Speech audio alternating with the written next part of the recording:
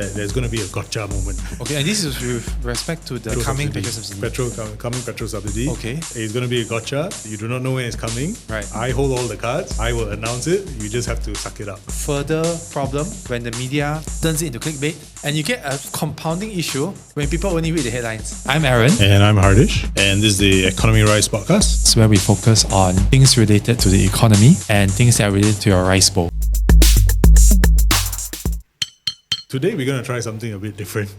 Right, usually we always have a specific topic in mind, and then I think like over the past few episodes, we sort of really try and dive deep into it and unpack it and try and understand.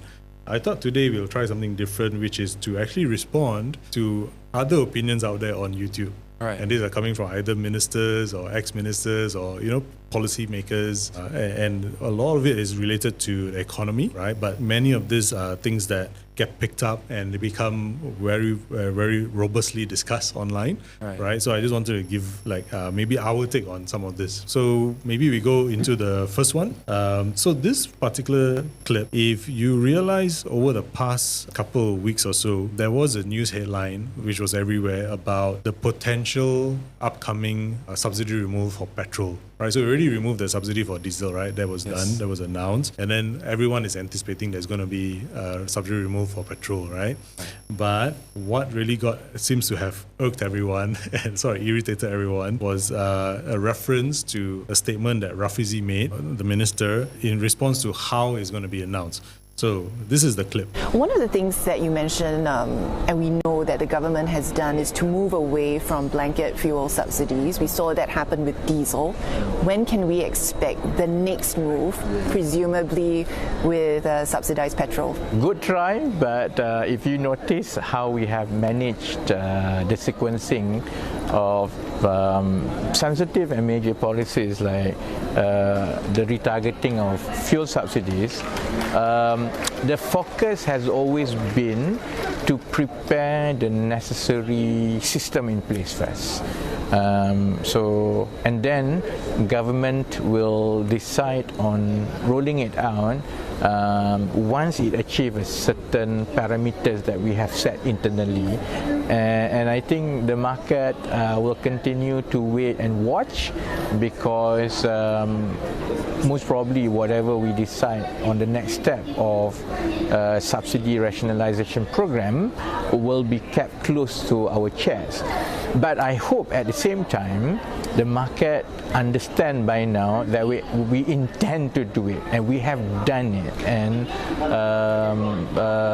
subsidy rationalisation program is a core element of our fiscal consolidation program.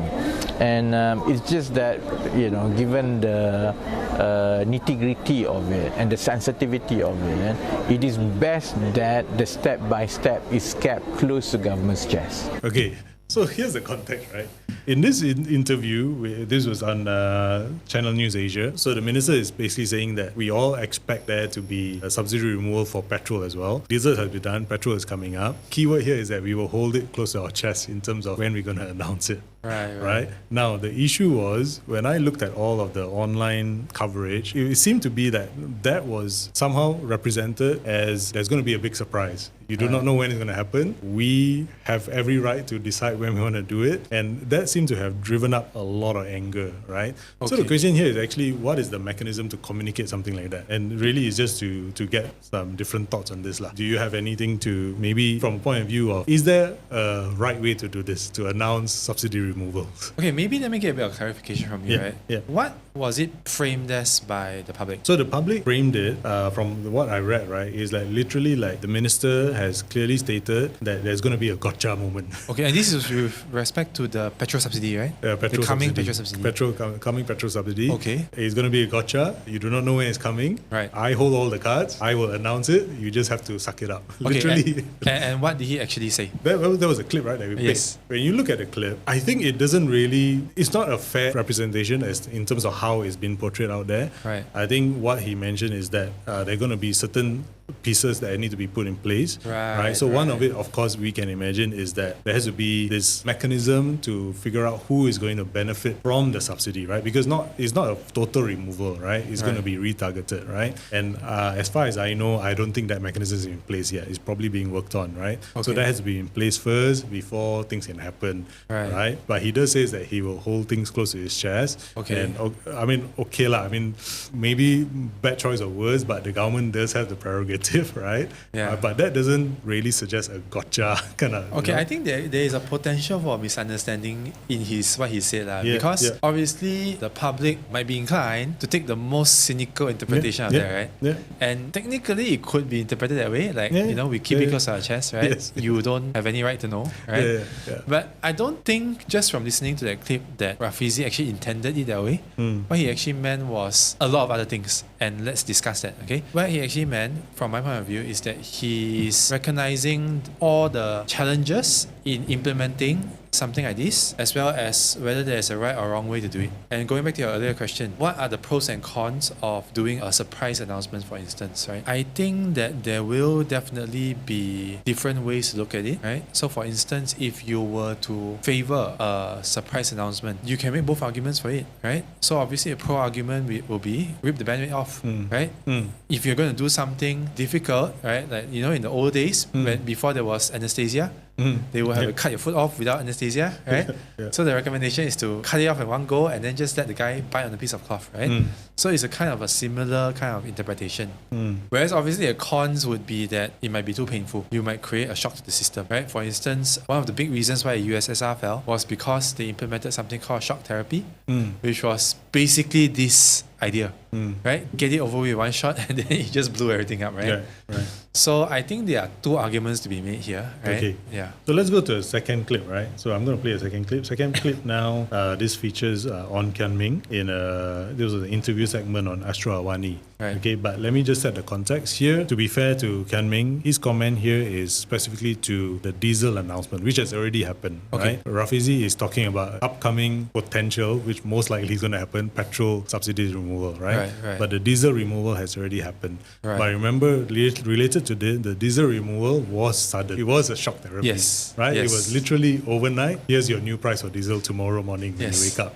Right? And this is Kian Ming's response to that as a policy option. Okay. I think where the government can do a much better job is in terms of its communications of current policies and also future policies. And one example would be the recent hike in the diesel price. If let's say the government had announced way earlier, beginning of the year, roll out the plan so that people who are eligible can apply for it way in advance, and then allow the businesses to be able to plan for these kinds of increases so that it can be anticipated and not something that's announced one day, the next day is implemented. This would also reduce some of the anxiety that Ben was talking about. Okay, so that's the context, right? It's relating to the diesel one. But what I find interesting here is the idea that businesses can prepare for it.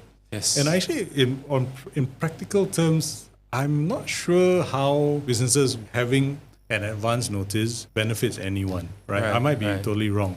But from point of view of, if you take the cynical view of businesses where they will always want to be opportunistic, announcing in advance also gives them the sort of, you put the power in their hands to sort of start planning for when they're going to increase prices and stuff like that, right? Yes. So I think the question here is that, related to the first one, two very different ways of looking at it. There seems to be two different camps, right? In this case, Kian Ming is making an argument that it'll be better off if people can plan for it. But I'm not sure what is it that people can plan for that the outcome will be better off for everybody. Okay, because I'm sure that the cabinet had a discussion about, whether to do it fast or slow, right? Before they actually decided on the fast way. And I think in diesel's case, it might actually make sense because it's mainly a smuggler problem, right? Whereas with petrol, we don't actually have less of that kind of concern. With, for the context of our audience, in the East Coast as well as the north side of the country, there's a lot of smuggling of diesel, subsidized diesel across the border to Thailand. Yeah. Obviously, I haven't really thought about it, but giving time for the smugglers to plan doesn't seem very great. Yes. Okay. Right? Okay. Yeah. Okay. So it's less about like the legitimate businesses and more about the actual Right. enemy that you are trying to combat. Yeah. So, yeah. okay, that addresses the diesel issue, right? But what about the petrol issue? Do you think it's the same? First of all, petrol affects a much larger layer of society, practically everyone, right? Right. So diesel is a smaller segment of it, right? Petrol is not just cars; it's also in motorbikes. It's even like I think like a lot of machinery and all that. Actually, I might be wrong. Maybe machinery is diesel, right? But whatever it is, there are far more users of petrol than diesel. Yes. So it will affect everybody, Yes. right? And so therefore, if the idea is that you're going to announce ahead of time, let's just say the government says that now, they announce now in July, okay, everybody be prepared by 31st December 2024. When the clock moves to 1st January 2025, your petrol prices are going to, the subsidy is going to be removed. So very right? similar to how the petrol price hikes are announced. Yeah. Right? Yeah. But you're given now 6 months to prepare. Right. Now, from my point of view as a business person, what benefit is it to me to know this? Because, so for example, I might start anticipating Yes. that some of my supplies are going to go up. Okay, so I have 6 months. But everyone is playing that guessing game. You know what I mean? So I'm not very clear like how this benefits anybody. It's like everyone sitting a tiptoe situation. Yeah. So, okay, I actually did talk to a small business recently, right? And this guy, he runs an F&B shop. Yeah. And he actually made an interesting comment, which I just thought about. He actually models all his costs to the cent. Okay, you will love him as a startup founder. But he did tell me that it was difficult to model, what his future costs will look like. Remember, the F&B retail tends to have single razor-thin margins, right? Yeah. Knowing that in advance could potentially help someone like him. I'm just curious, is there any like economic theory behind this, like announcing price distortions or, price mechanisms? From an economic standpoint, I don't think so, right? No, but from a policy standpoint, it may make sense because there is also the populist concept to think about, right? You need to understand how people respond. And it's also something worth bringing up, right? When it doesn't favor them, people will call it a populist. Yeah. When it does favor them, then people will change the framing and say that, you didn't do the populist thing. Yeah. Right? So I think it's worth thinking from the point of view of government, which is that you're already stuck between a rock and a hard place. And at the end of the day, you need to make a judgment call. Yeah.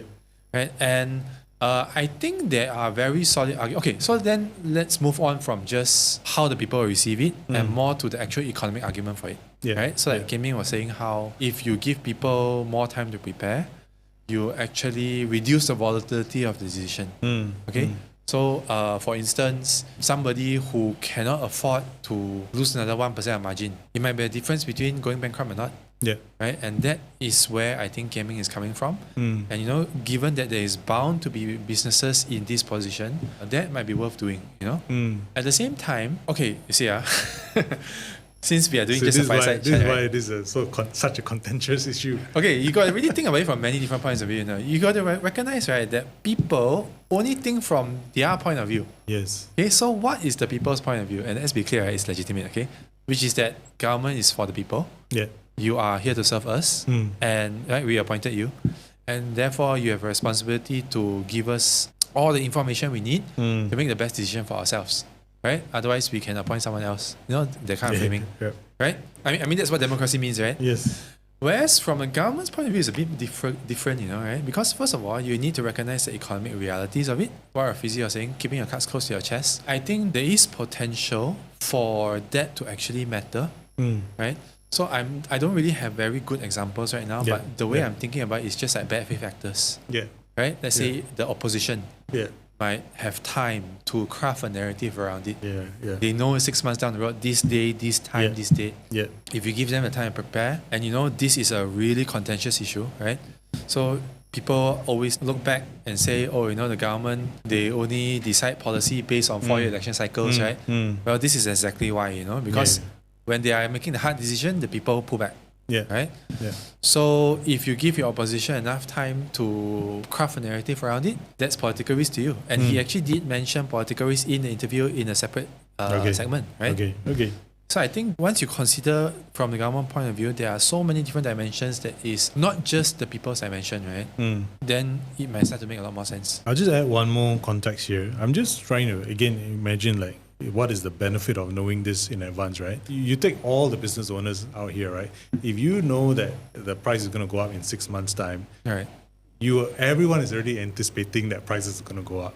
Right. So everyone is now going to start raising prices in anticipation. Yes. Right. So you're actually going to have a longer drawn out period of price hikes. Right. Over the 6 months. Right. Right. And so I think it could be counterintuitive as well. Right. You know. Okay, so let me give you the economics point of view, okay? Yeah. So there are two ways to think about it, right? The first way is, yes, you are correct. If you drag it out, you get, more Expectation, time. yeah. Correct. You create more inflation expectations, okay? So, your cost, people think costs will go up, increase prices, it creates a feedback loop, Yeah. right? Because the whole economy is linked. Yeah. And then if the entire supply chain starts to think about increasing prices, your end consumer price also goes up. Yeah. So that's more of a profit kind of view, where you're talking about how to minimize inflation. Because obviously inflation affects everybody equally, it's not good. The other concept is the shock therapy concept, which is risk. Yeah. If you increase it too much, right, it can really have a lot of unintended consequences. Right? For instance, one guy might suddenly go bankrupt and then it affects another guy. Okay, maybe I don't really know how to describe it in a small business context, but let me use the USSR as an example, right? So when Gorbachev first announced petrol and all that, right? Keep in mind that USSR, they started from a communist mandate. Yeah. And it was basically, just to simplify it, it was basically everyone is guaranteed food and shelter. Okay?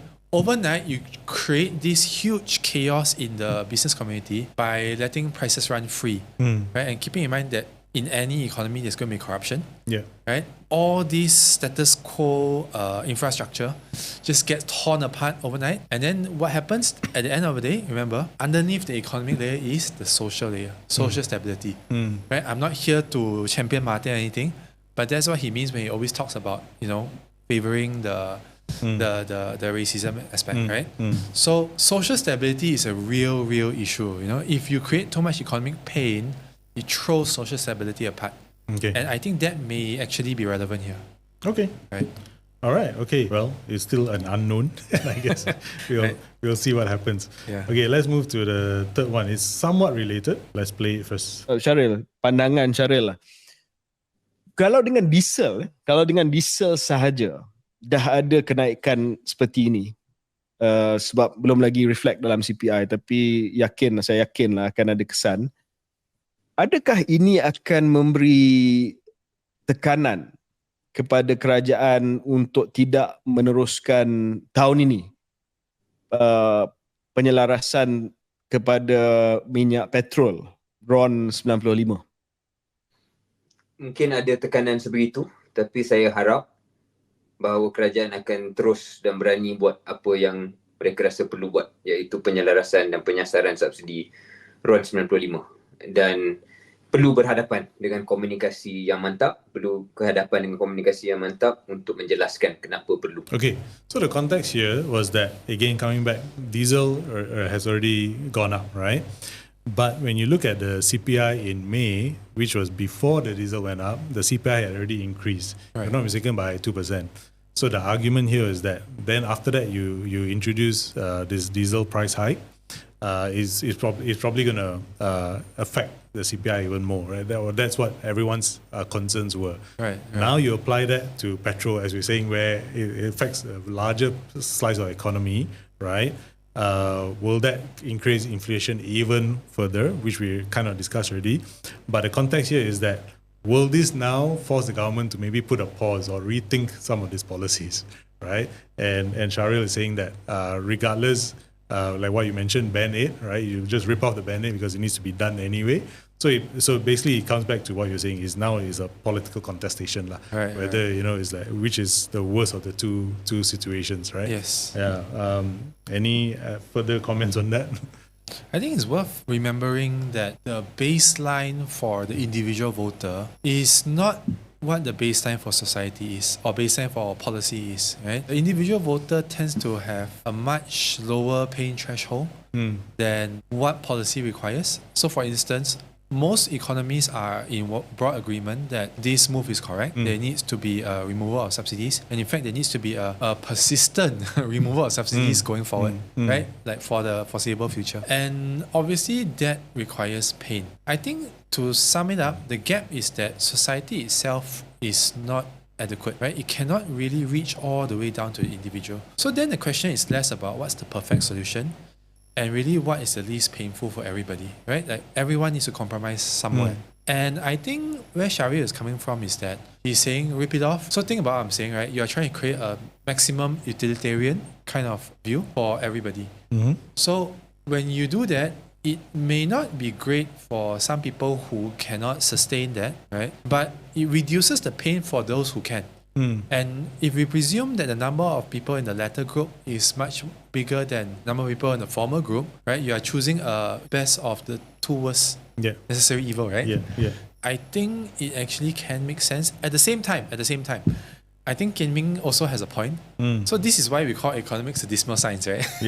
Because you can actually make a very good argument for both sides. Okay, all right. Okay, moving on to the next clip. This one is totally not related, but it's related to a prior episode. Remember the one that we talked about the report from Khazanah Research Institute, the brain gain or brain drain, depending on which angle you looked at it, right? And I just found it was a documentary by Channel News Asia again. I'm just going to play the clip first. Well, worth it. While he was working in Malaysia, Hafizie earned around 4,000 Malaysian ringgit, equivalent to 1,100 Singapore dollars at the current exchange rate. Today, working in Singapore, he makes about 4 times more. Boleh beli 2 rumah, boleh beli kereta ke, macam nak beli motor pun boleh bayar cash. Macam gitu. Kalau kat sini kita motor pun kita biasa buat loan kan, loan kedai lah apa kan. Tapi kalau sana motor dah tak okey, nak beli terus beli. Tak payah nak buat loan apa kan. Kira gaji 1 bulan tu dah kita dah boleh beli apa kita nak beli. Dapat simpan. Alhamdulillah. Kalau macam dulu nak simpan pun kita simpan nanti pakai balik. Pakai balik. Tapi kalau kerja kat Singapura tu kita gaji tu bulan lepas tu masih ada lagi. Yeah, so I just found this really fascinating. It's you know, if you have time, viewers, you should watch this. It's a documentary, but it's a short documentary. But it's, part of it is one of the heroes here of the story is this somewhat young. I mean, he looks like in his maybe late 30s. He works as a trailer driver, right? So the big trailers, and he was earning about 4,000 ringgit.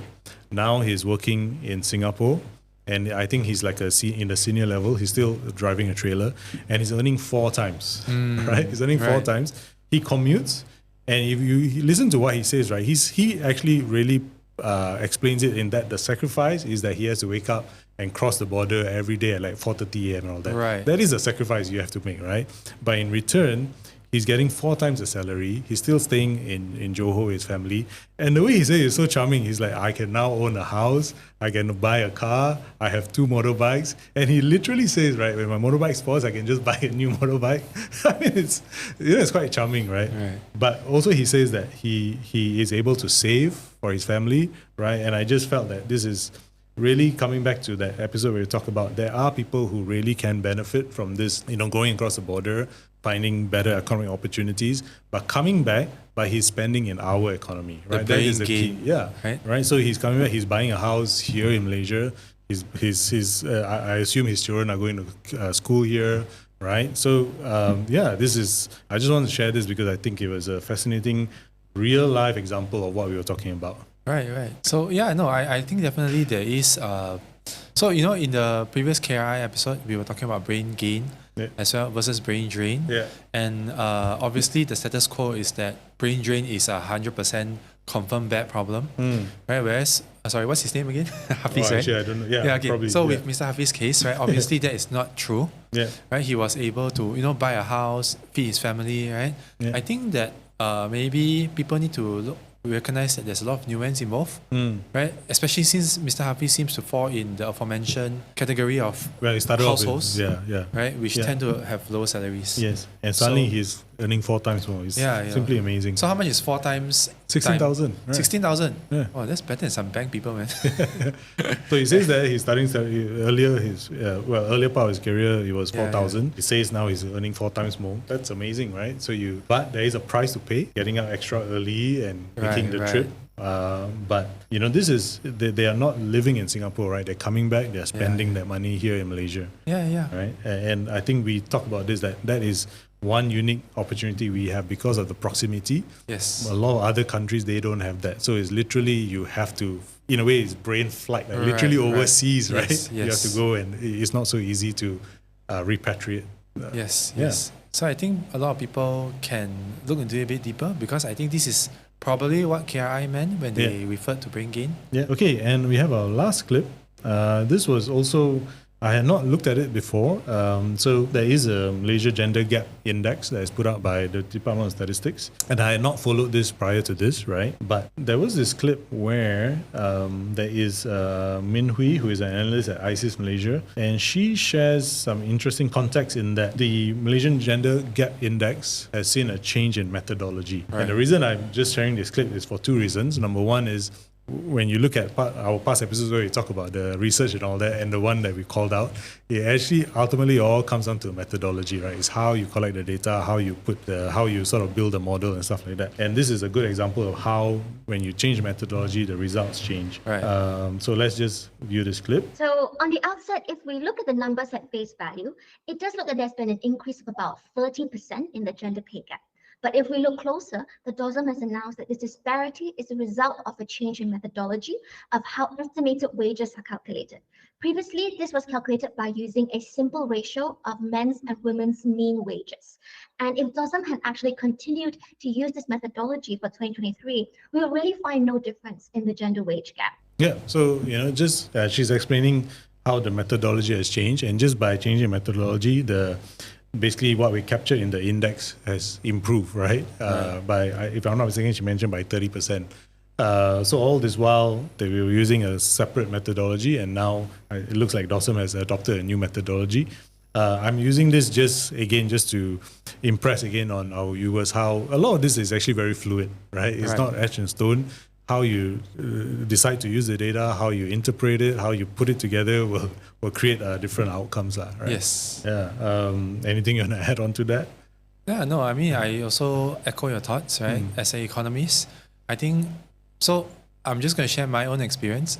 Even as a financial analyst, I don't just take data at face value. I always cross-check and double-check and look at different interpretations of it. I break it down to its component parts. I do not necessarily think this is something everyone can do. Yeah. Just don't get angry over stuff that may not even be real in the first place, right? Like, really get someone to give you a second opinion, I guess. Yeah. But I think also, like, what's always interesting to me, right, is sometimes when you have an argument with someone, and then just to make the point, right, they will say, okay, do you have the data to prove it?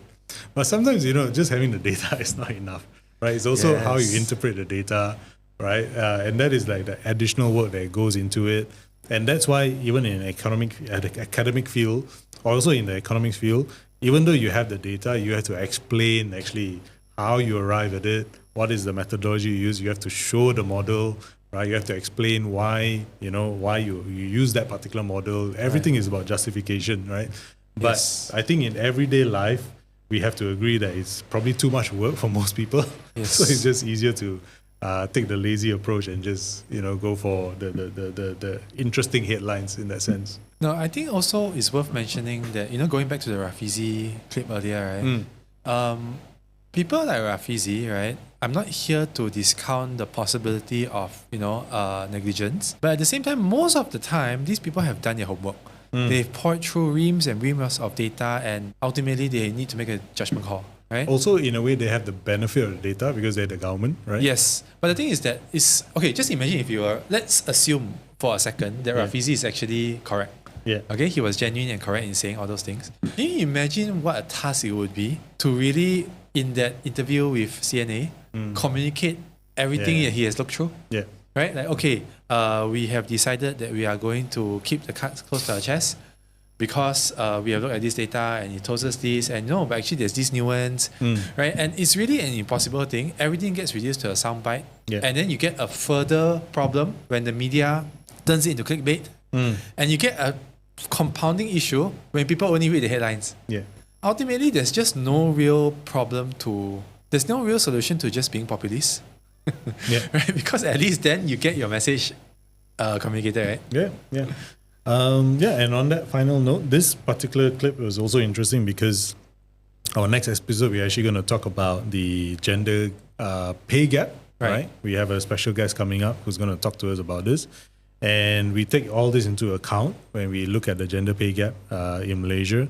And you know, I think it should be a very interesting conversation because a lot of people are very invested in this topic. And I think a lot of people also get very, I would say, engaged in this topic. It can lead to a very robust outcome. Yeah. Yes. So with that, this is, you know, just a simple once in a while. We do look at some clips and then we'll respond to it. Anything you want to add to that, Aaron? Yeah, so for the gender pay gap episode next week, we're actually going to be discussing quite a few interesting stuff that just doesn't really get discussed a lot, right? Yeah. So for instance, we'll discuss how businesses can meet in the middle with you know, the needs of women in the workplace. We will also go through quite a bit of data to understand how the misogynistic element that exists in the workplace, right? As well as in career progression, as well as in labour force participation rate. And stay tuned for more. We really plan to talk a lot about it. All right. Okay. And with that, thank you so much. This was just a very short episode where we respond to different things that are being said out there. Yeah, I think we'll do this once in a while. There's always interesting stuff to respond to. We can create a new playlist called Fireside Chat, right? Yeah. Think of it as unsolicited responses. No, it's basically a very easy way for us to just correct some possible misconceptions. Yeah. Because as an economist, right, I can tell you 95% of the time, the public misunderstood something. Yeah. Right? And with that kind of statistic, you know, maybe we hope to bring it down to 80%. Maybe we hope to bring the national stress level down, you know, right? Yeah. Okay, so that's our contribution as Economy Rise. Right. All right, with that, thank you very much. Remember to subscribe and follow us. We will keep churning out episodes and hopefully you keep finding value in it. Thank you very much. And if you like this kind of content, please remember to like and subscribe. Hope to see you in the next episode.